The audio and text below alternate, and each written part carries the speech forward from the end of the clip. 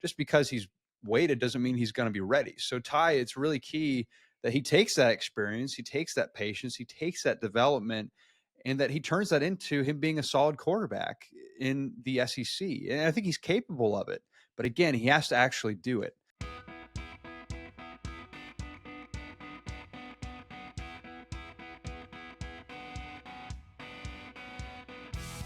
Hey, welcome to Beat Everyone. I'm Ben Flanagan with AL.com, and it is A-Day week, whatever A-Day is now anyway. I mean, spring practice is almost over. You can go watch the game in Bryant-Denny Stadium on Saturday at 3 p.m. in Tuscaloosa. And with every A-Day comes excitement, uncertainty. So we have some storylines that we've got to hit. And joining us now to break it all down, AL.com Alabama beat reporter, our good friend Nick Kelly. Welcome, Nick. Hey, good to be with you, Ben. It's an exciting week. I mean, we've got A-Day coming up, got portal, basketball change, all kinds of things. So there's nothing lacking to talk about. Yeah, well, basketball season's long gone over, but we're still going to talk about a couple of basketball storylines a little bit later. But I wonder, have you recovered from spending extended time in Newark, New Jersey, Nick? It was one of the places that I've traveled to. It was. I won't say that I will plan to be going back soon. I did enjoy getting a chance to see some buddies who live in New Jersey, but even for them, Newark is a place that I think they don't go to that often, being from New Jersey. So that kind of tells you all you need to know. Yeah, I mean, I'm sure there are places like that down here too. We just won't name them right now. But message received, Nick, before we get into quarterback and, other details from the last scrimmage this spring, what can you tell us about A-Day itself? Like, we've heard that this is going to be a modified version of the spring game, and last year's was modified. But in 2025, what does that mean? I just don't get the sense that it's going to feel as much like a game. I mean, in some ways, it obviously was not a complete game, even in the old rendition of what the A-Day game was. It was a very controlled game. It was kind of an elaborate scrimmage, if you will.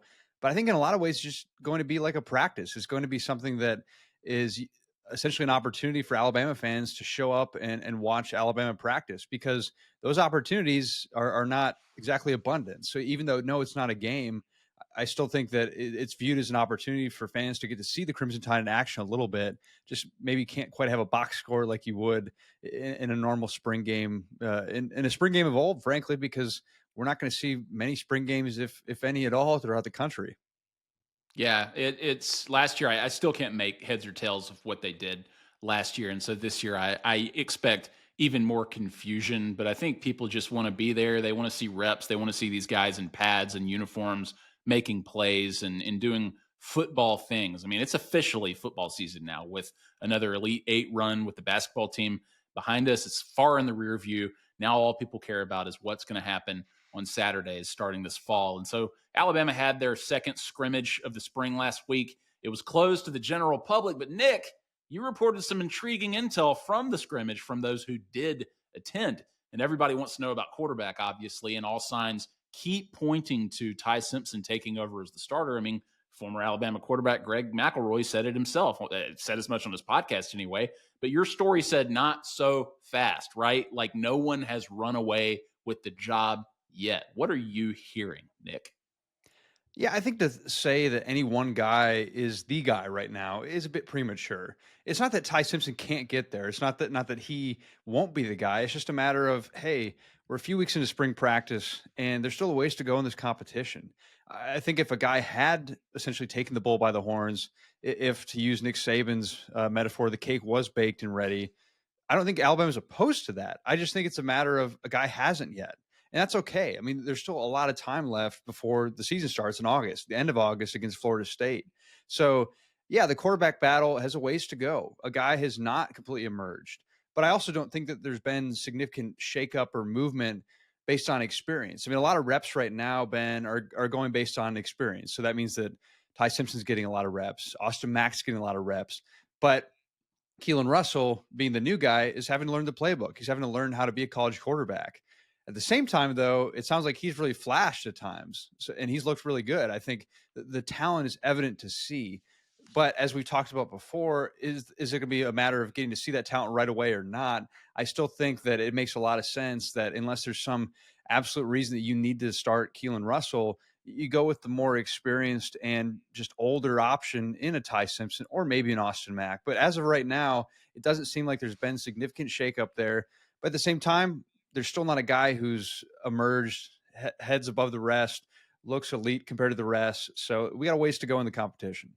Do you think that Keelon Russell is getting a serious look as the starter in this competition? I mean, obviously, he's this freshman phenom. He's this five-star guy, one of the biggest quarterback recruits that Alabama has ever had. He's one of Kalen DeBoer's guys, right? And so people seem to think the chatter out there was, no, Keelon Russell's that good. This guy, he could make a run at being the starter. Are you hearing that among the three guys, he's getting an actual like chance here to be the starter, or do you think that he at this point has kind of relegated himself to being in the wings? Yeah, I don't want to say he doesn't have a shot because I don't think that's true. I think he does have a shot if he were to emerge. And frankly, if Ty and Austin were to show that they aren't quite ready for it themselves. But just to give you an idea on reps distribution, I think Ty and Austin are getting a lot of the one, two, those types of reps, whereas Keelan is mainly getting some twos, but more so with the threes and guys like that. So just based on pure opportunity right now, there's maybe not as much for Keelan because there's only so many snaps to go around. At the same time, it's still spring. He just got here this semester, so it was going to be pretty surprising if he was taking a lot of reps with the ones at this point. So I don't think it's impossible that he would start right away, but at the same time, I still think that a lot of work would have to be done for him to be in that spot. You know, to borrow the Saban analogy that you used earlier, the metaphor, the cake like needs to take a little bit longer to bake, et cetera. I mean, in Ty Simpson's case, it's like, you know, a lot of these coaches, they look into the oven and the cake has left the sheet, right? And left the oven altogether. And there's nothing in there. But in Ty Simpson's case, like it seems pretty unique that somebody would stick around for as long as he has. Like most quarterbacks would have bolted by now for more money, for more, an opportunity to be the guy more immediately. But he has stayed patient, and I think that Ty Simpson has even suggested that he's comfortable going down the Mac Jones path, so to speak, to be a guy who just bides his time, puts in the work, learns the system, and gets his opportunity when he gets his opportunity. I mean, what do you think that says about Ty Simpson at this point and the way he approaches this, especially in the modern era of the transfer portal, NIL, et cetera? Yeah, I think it says a lot about his leadership and, frankly, his willingness to be in the best situation possible for himself. I mean, he's the son of a coach. His dad, Jason Simpson, coaches at Tennessee Martin, UT Martin, up in Tennessee, and so he's a son of a coach, and he gets development. He gets the key with that because no, Ty was not ready to be the starter back in 2023, and that's why I think we saw Jalen ascend to that spot. But at the same time, 2 years later, he's supposed to go win it. So that patience, I think a lot of people have made the equation or the equating Ty Simpson to Mac Jones, and for good reason. But just because he's waited doesn't mean he's going to be ready. So Ty, it's really key that he takes that experience, he takes that patience, he takes that development, and that he turns that into him being a solid quarterback in the SEC. And I think he's capable of it. But again, he has to actually do it. So we'll see if that happens. Again, there's a lot of time before August, but Ty's got to step up to the occasion, and we'll see if that happens. So once we know who the starter is, Nick, I mean, I hate for you to like prognosticate here, but what do you think that will mean for one or both of the backups? Like, do you think that someone transfers immediately once we learn who QB one is at Alabama? No, and the reason why I don't think so is because I think Alabama's going to string this out as long as possible.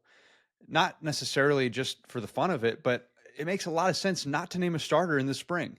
Even if a guy had clearly emerged, even if there was, okay, this is QB1, no ifs, ands, or buts about it, next in the next couple of days, really, or even on a day, you still don't name a starter in this day and age because then one or two quarterbacks go into the transfer portal. And Alabama already does not have a deep quarterback room. They got three scholarship quarterbacks. They would ideally like a fourth, but it's hard to get four scholarship quarterbacks in this day and age because it's hard to convince them that they have a real shot or a real opportunity.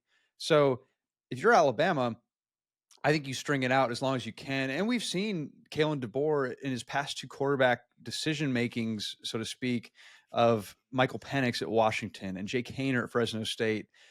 They didn't name the starter until pretty much the week of the game, the week of the first game. So there's no reason to believe that Alabama will do that separately, nor should they, because again, you are just asking to get a guy plucked from your roster if you make that decision too early. So I really don't think they'll name someone for a while. And frankly, again, with where the competition's at, they shouldn't name someone just yet because there's not someone who's risen to that occasion just yet. Yeah, and also like for game one and even like game two, potentially the first few of the season, like you want to have as much of a competitive advantage as you can.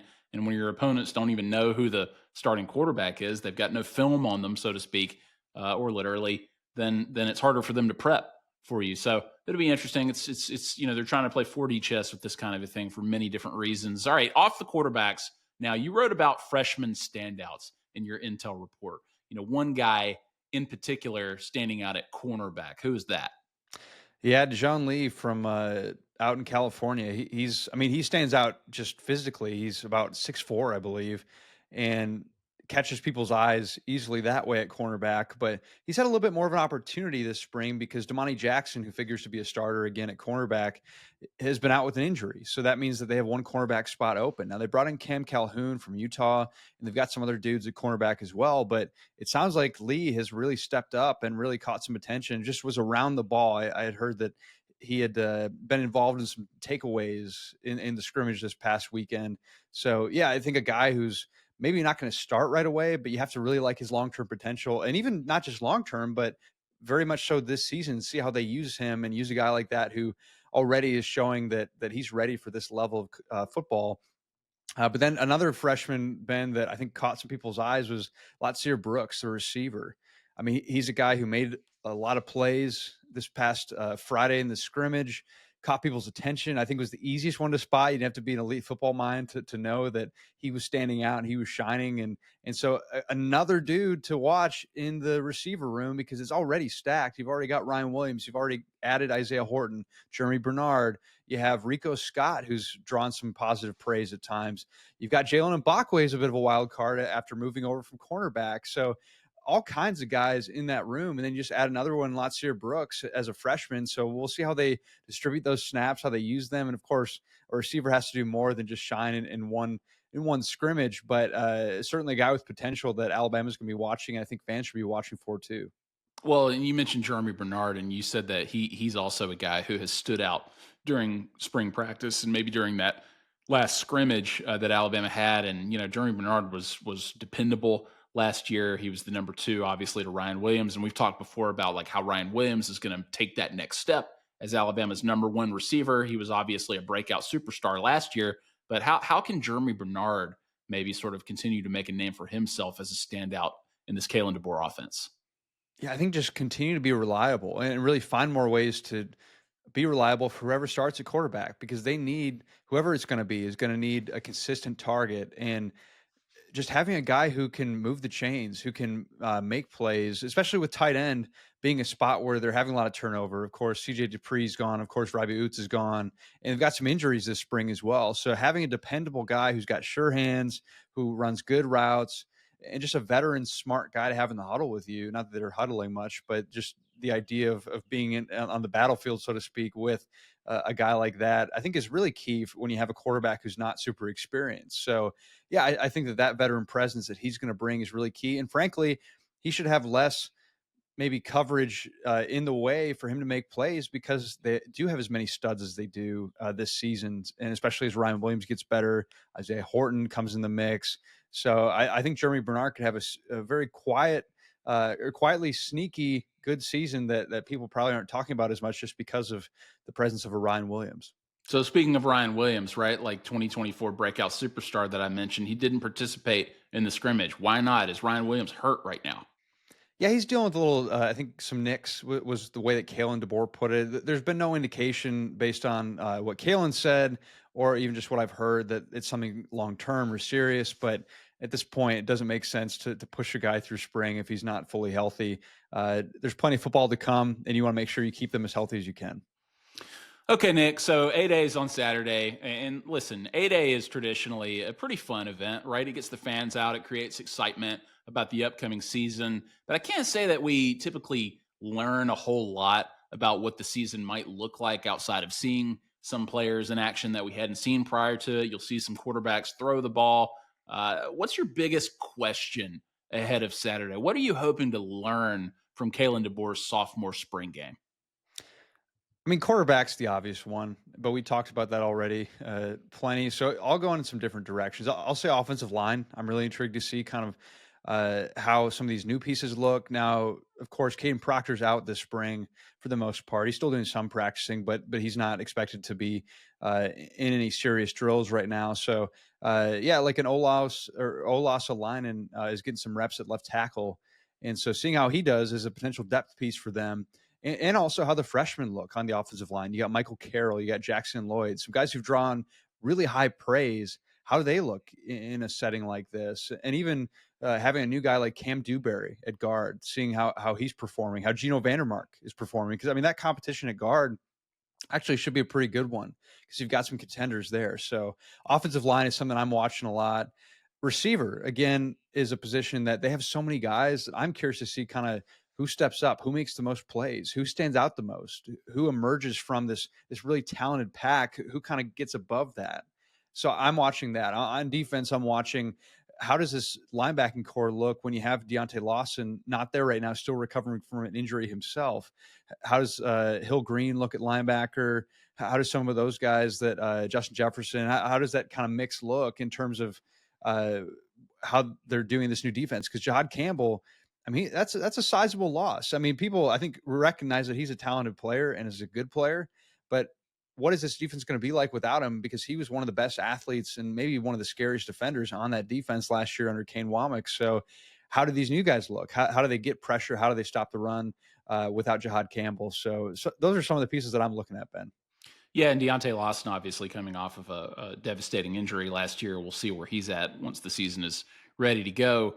But they did get some help coming in, and Justin Jefferson's obviously stepping up as more of a leader this year. I'm excited for that position group. And speaking of position groups, last question about football here, Nick. Is there a position group on Alabama that you consider, or that might be by the time we reach midseason or something, considered elite? Right, like whether it's that deep wide receiver room that you mentioned, whether Ty Simpson emerges as an elite quarterback, that remains to be seen, obviously. But, people probably have questions about the offensive line, about the running backs. But, Alabama has this reputation, at least during the Saban era, for being RBU, right? There's this debate, DBU, is that Alabama? Wide receivers became one of the top positions at Alabama towards the tail end of the Nick Saban, or the back half of the Nick Saban era. What position group do you think has an opportunity to become that elite unit in 2025? Wide receiver, without a doubt. I mean, I'll be shocked if that's not the best position on the team this season, just because of you have the top end talent, you have the depth, you have different size options, you have different types of receivers. You just have so much variety and talent there that I'm going to be shocked if any other position is more elite than that group this season because they have so much to work with. And frankly, that's great news for the quarterbacks, no matter who ends up starting, whether it's Ty, whether it's Austin Mack, whether it's Keelan Russell. They have talent there. And really, which quarterback gives you the best option of taking care of the football and getting it to these playmakers, which could play into it? I mean, yes, Keelan Russell is super exciting and super talented, easy to spot how talented he could be. But do you maybe go with a guy who you can trust more in terms of, okay, he knows the playbook. He's not going to make as many mistakes in a Ty Simpson for that reason that they have so many weapons around him that you just need a steady, solid presence, which Ty could be. I mean, Keelan Russell probably has the most upside of any of the quarterbacks in the roster, but he's the youngest. He's the freshest. So to answer your question, I think it's receivers, and I think that could also play a role in who they pick a quarterback. Nick, the game's not, or the practice, I should say, it's not being televised this year, correct? It is Don't you not, think no. that's kind of like a sign of status, and like where a program is if ESPN or some other network isn't broadcasting your spring game, then that might be that they might be telling you something like where you are as a program. Should Alabama be worried that their spring practice or spring game is not being televised this year? I would say no because I'm not privy to the conversations in terms of if Alabama actually doesn't want it televised, because I think there are several programs who are not wanting it Oh televised, yeah. which kind of puts ESPN in a bad spot to an extent because a lot of these programs don't want you to be able to, or other programs to be able to see who's shining for them in this spring game, and who is playing well, and who they should try to pluck in the transfer portal that opens up very soon after. So I wouldn't be surprised if it gets to more of that spot where we don't see many of them televised, especially once one starts not televising it, others follow suit because everyone kind of keeps up with the Joneses, so to speak. So unfortunately for fans who can't make it Tuscaloosa, I think it might not be a 1 year thing. It might be a continued thing if it helps retain your roster. They're just going to need more intel reports from Nick Kelly to explain what happened if they can't make the game, you know? AL.com, that's where you got to go. Check Yeah. it out, right? It's so funny though, because with Nick Saban, everything was about recruiting with him. Every decision that he made was about recruiting. And part of that was putting 8A on television and like bringing Alabama up to a certain status where you gave ESPN no other choice but to televise their spring games. And now it's the complete opposite, right? Where televising a spring game may hurt recruiting as opposed to creating exposure for a program and wanting to attract as many of those talented players as possible. That's really interesting. Last thing here, I promise.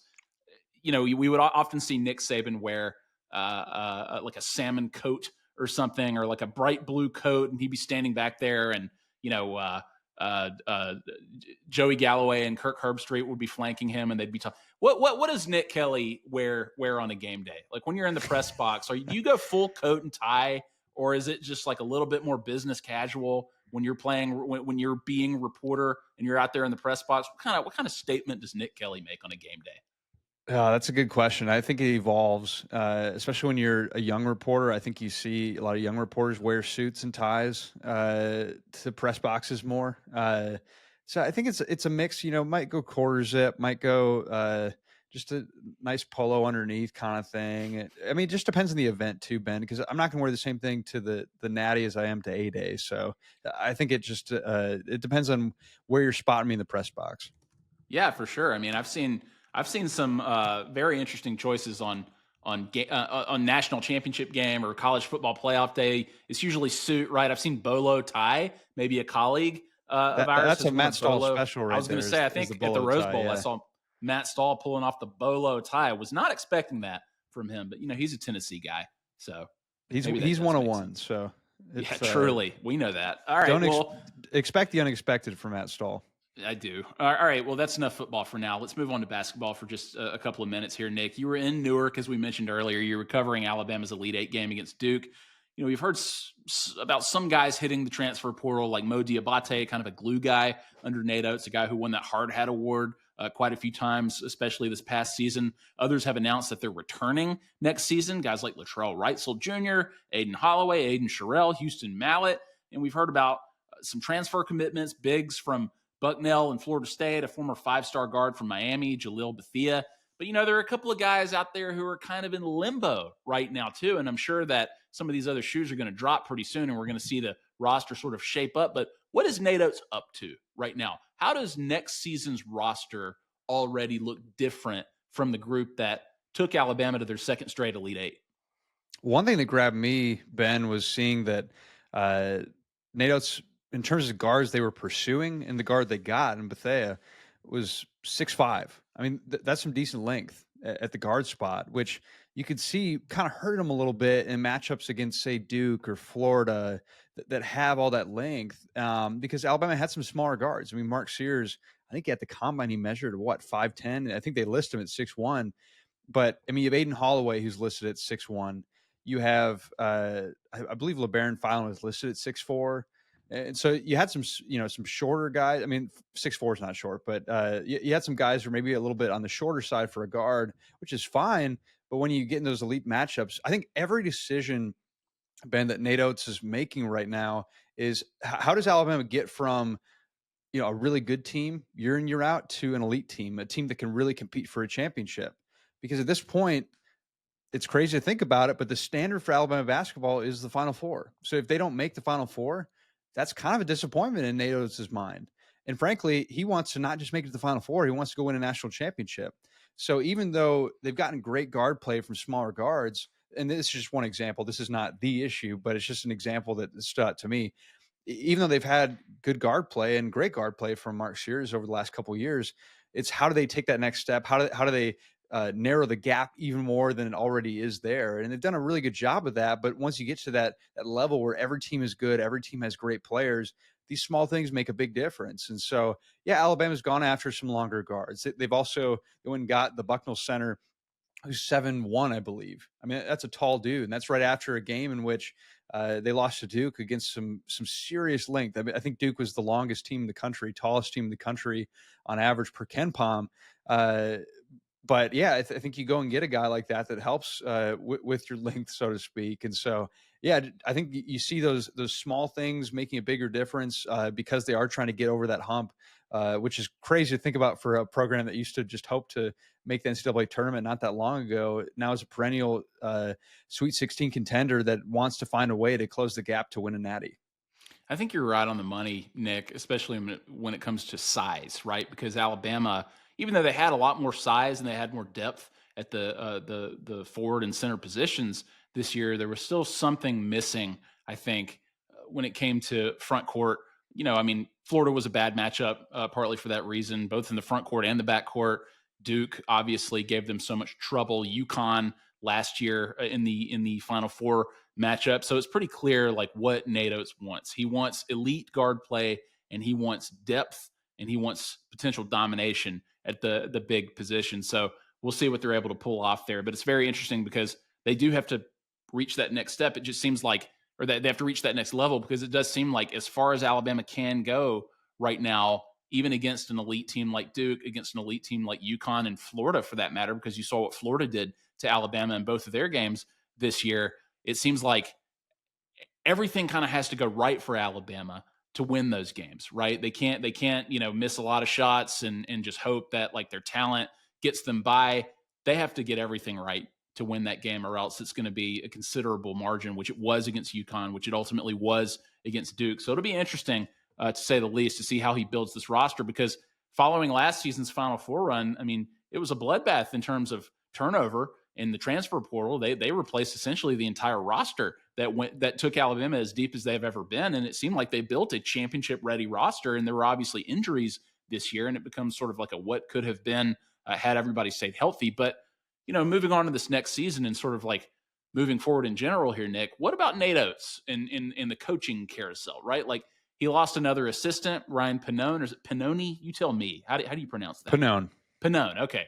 He took the head coaching gig at Arkansas State, which was previously occupied by another former Alabama assistant. But Greg Byrne stated publicly that there was no truth to any rumor that Oates had any interest in the Maryland job, which Buzz Williams took last week. Was there any interest in Oates, though, this cycle? Because it seems like his stock is about as high as it can be, barring he wins another title in the next couple of years. But he just took Alabama to their second straight Elite Eight. He's been to the Final Four. He's been to Sweet 16 3 out of the last 4 years. I mean, Nate Oates is probably a pretty hot commodity, but it just doesn't seem like he's going to sniff another job, at least for now. Yeah, interest is high in Nate Oates, but I think that he shuts a lot of it down before it gets anywhere. So I think that yeah, most programs are going to be interested in him, but whether those actually leads to talks, is another thing. And I don't think that it necessarily has in any case, because at this point, the fact that he did not take the Kentucky job a season ago when it was open, once John Calipari left for Arkansas, that tells you that he's probably not going to take another college job as much as the NBA seems to be his next stop. And that's the thing. Never say never. Coaching is crazy. I mean, you just never know what'll happen. But I would be pretty shocked if his next job was not an NBA job at this point. And I think the proof is, again, in what's transpired. Other programs have been interested in him. The Kentucky job that he didn't take. I mean, like in terms of a college job, it doesn't really get much better than Kentucky in terms of fan support and interest, and it's a true blue blood. And the fact that Nate Oates stayed at Alabama through that tells you everything you need to know. And I think that at this point, if he doesn't take an NBA job, I'm going to be pretty shocked for what that next job would be for him. Yeah, we're not trying to speak that into existence or anything. We're just trying to acknowledge like the reality of, again, the coaching carousel. It's a competitive landscape, and Nate Oates has reiterated over and over that he wants to be at Alabama. He's been very emphatic about that, but you truly never know when you have as much success as he's having as a head coach in college basketball. When you win, people notice, and there are people who are going to think that they can pry a guy like Nate Oates away from Alabama. But he's here for now, and he's working on his roster and trying to turn them into a championship contender again. And you have to think that the success that they've had in recent years only means that Alabama is going to be in the mix for the near future and in the years to come. So he's plugged in, right? So that's why you should read his work on AL.com. It's beat reporter, Alabama beat reporter Nick Kelly. Nick, thanks so much for doing this again. Hey, thanks for having me, Ben. Always enjoy it.